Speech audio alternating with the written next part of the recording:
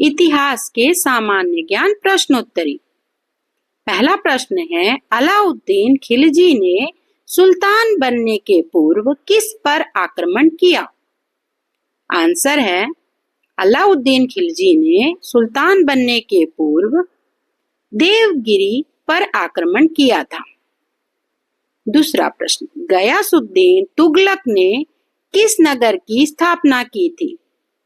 Answer है, गयासुद्दीन तुगलक ने तुगलकाबाद नगर की स्थापना की।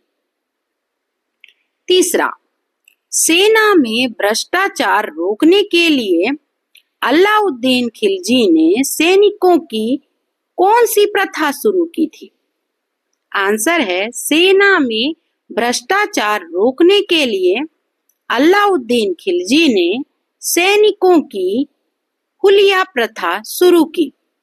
चौथा, दिल्ली में तुर्क सुल्तानों के शासन के समय छत्तीसगढ़ में किस वंश का शासन था? आंसर है, दिल्ली में तुर्क सुल्तानों के शासन के समय छत्तीसगढ़ में कलचुरी वंश का शासन था। पांचवा, मोहम्मद बिन तुगलक ने किसको नई राजधानी बनाया? आंसर है, मोहम्मद बिन तुगलक ने दौलताबाद को नई राजधानी बनाया। छठवां प्रश्न, कैकुबाद के बाद दिल्ली का सुल्तान कौन बना? कैकुबाद के बाद जलाउद्दीन खिलजी दिल्ली का सुल्तान बना। सातवां प्रश्न, तारिके फिरोज शाही के लेखक कौन थे? आंसर है, तारिके फिरोज शाही बरनी नामक इतिहासकार ने लिखी थी। सेना में घोड़ों को धागने की जो प्रथा है किसने शुरू की?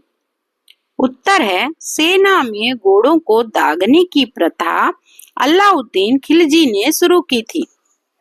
नौवां प्रश्न है, मोहम्मद बिन तुगलक ने चांदी की जगह किस धातु के सिक्के चलाए? आंसर है, मोहम्मद बिन तुगलक ने चांदी की जगह कांसे के सिक्के चलाए।